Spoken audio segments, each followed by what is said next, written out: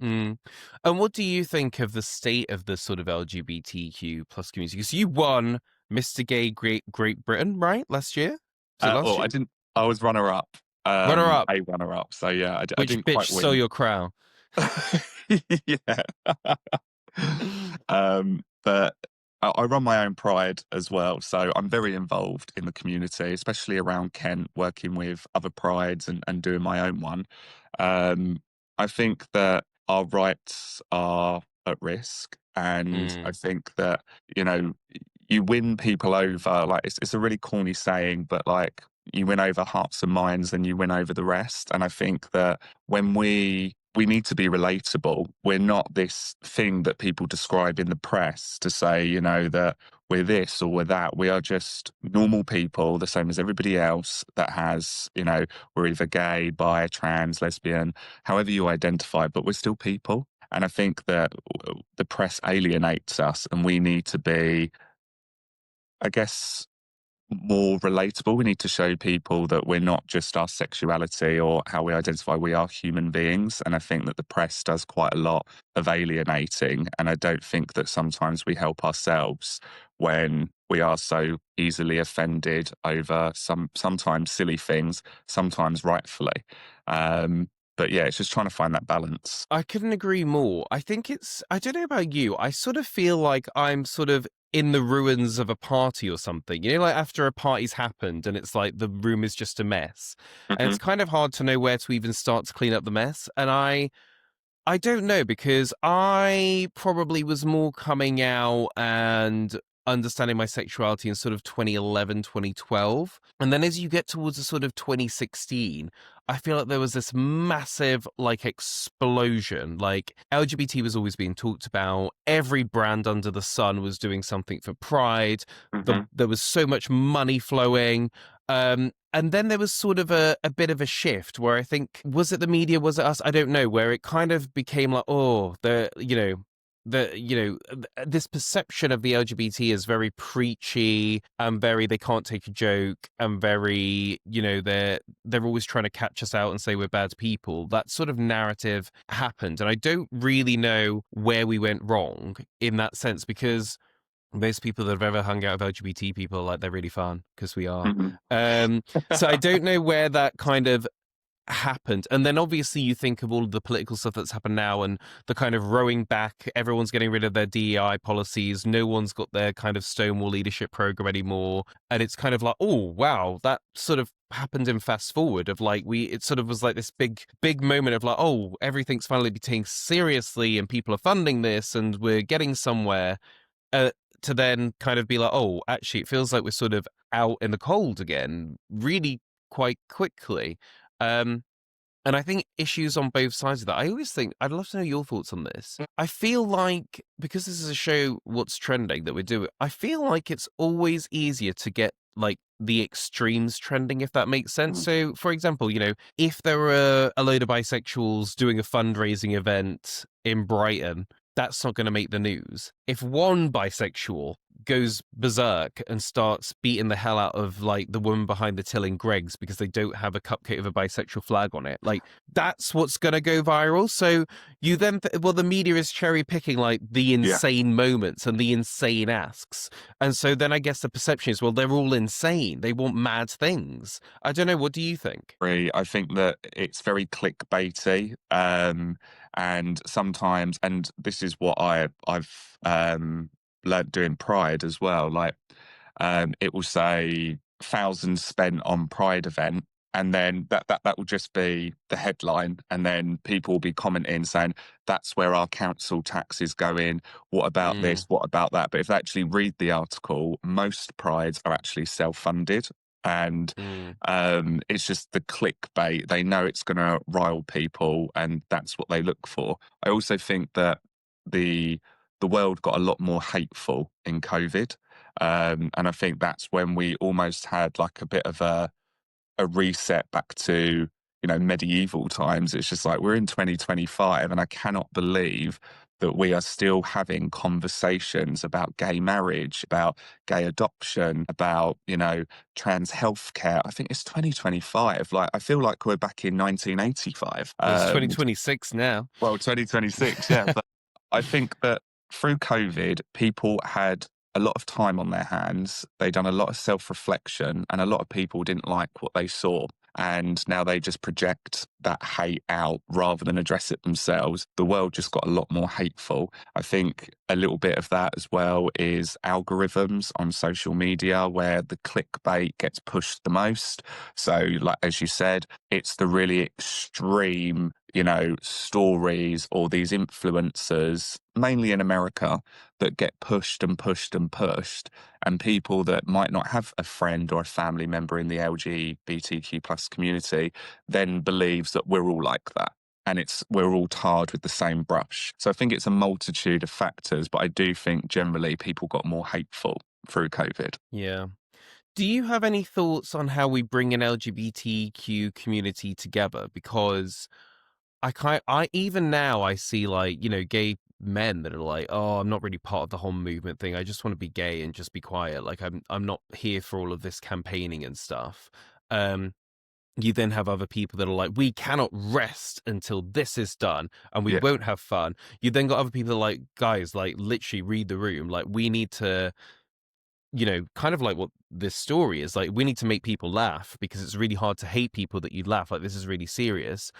How do you, when you're working in these kind of groups and pulling together these prides, sort of balance everyone's kind of fears and hopes and ambitions for what they want to do? Because it's very hard, I think, to bring together a community now. It is hard to bring in a community. And I've faced those challenges myself where they're like, well, I'm just gay. I don't want to be political. Absolutely fine. What I can't stand is people that say, well, they're not a part of us. We're just LGB, and I don't like that.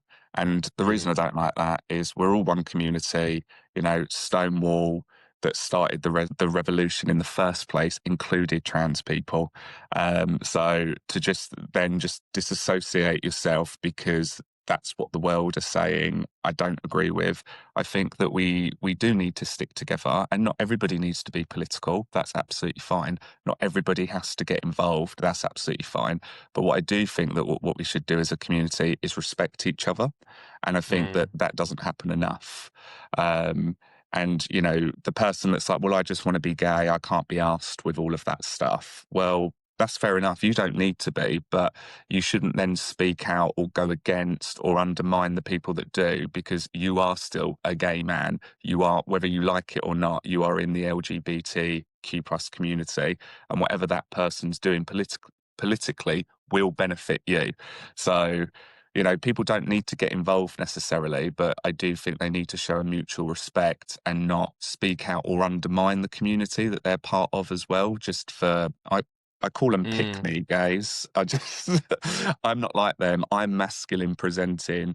I go down the pub with all my, straight mates, and I'm not like those other gays. Like, grow up, stop being a pick me, and just support. Do you know what I mean? Well, I think life has come at them fast for those kind of gay men, where it's like, look, you might have thought that the battle was over there with the trans people and it just didn't really affect you, but look at how things have turned. I feel like using gay as a derogatory term now, and other words associated with it, is like coming back. I'm hearing that a bit more than I had before. I'm like, what? But also, as you said, like in America especially, they're talking about, well, do we really need this gay marriage stuff? So it's like, well, it's already it's coming back to affect you where you live, whether you like it or not. So it's I don't think there's too much of saying, well, it doesn't affect me anymore, I'm sorted.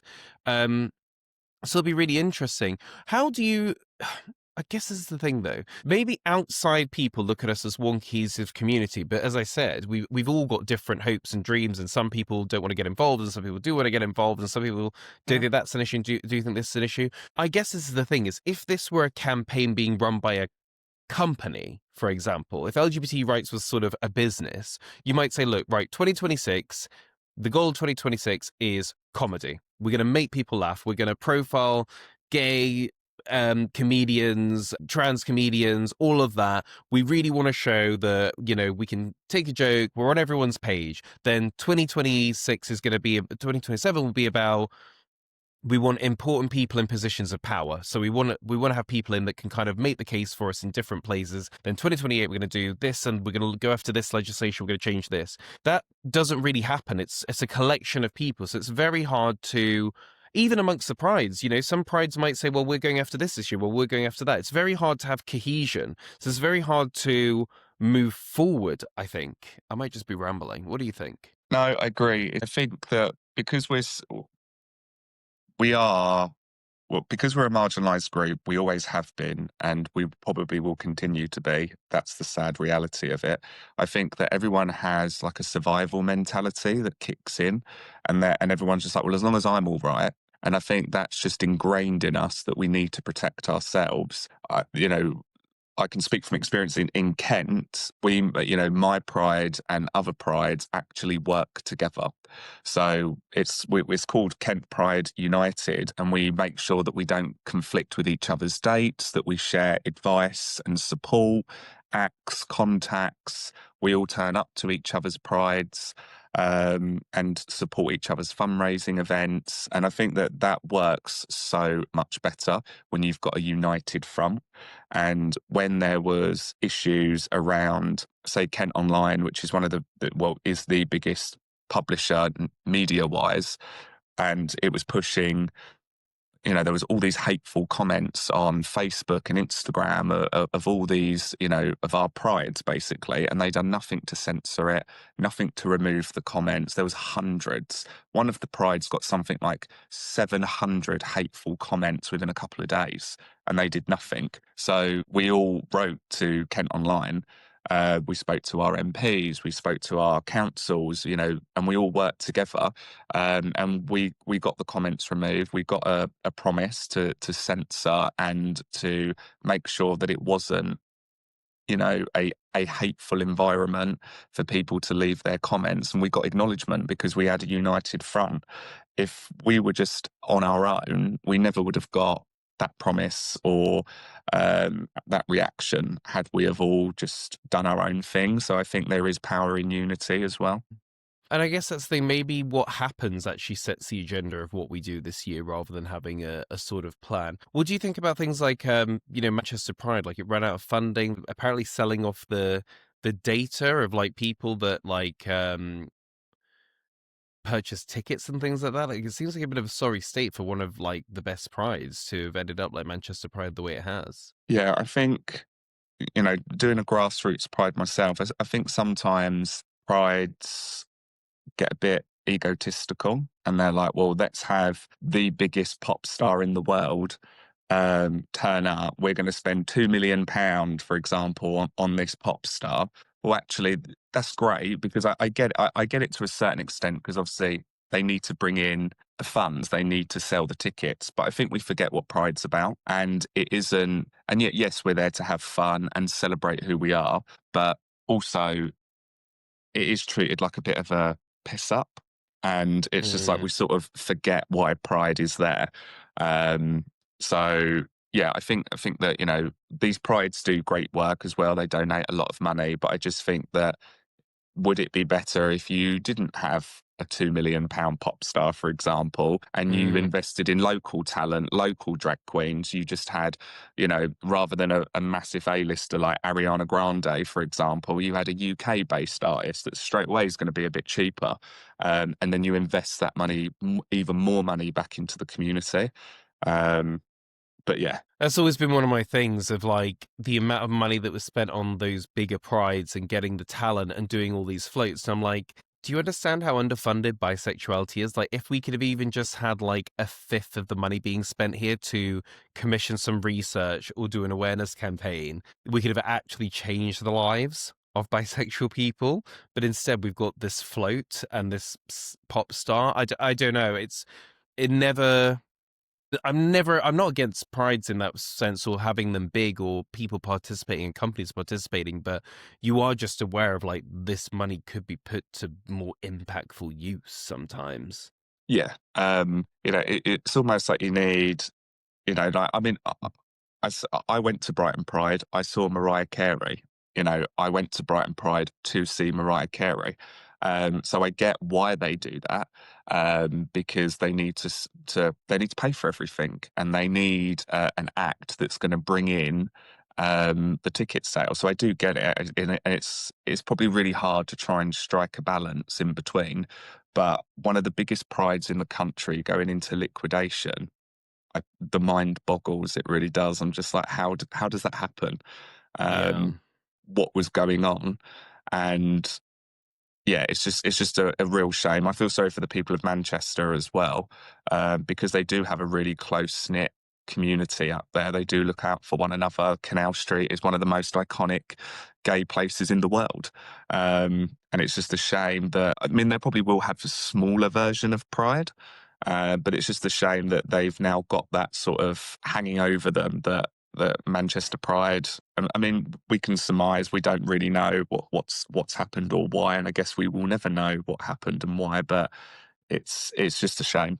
Really is It'd a be shame. interesting to see what they do this year in Manchester, because I can't imagine, as you say, the people of Canal Street letting that date go by in August without doing something.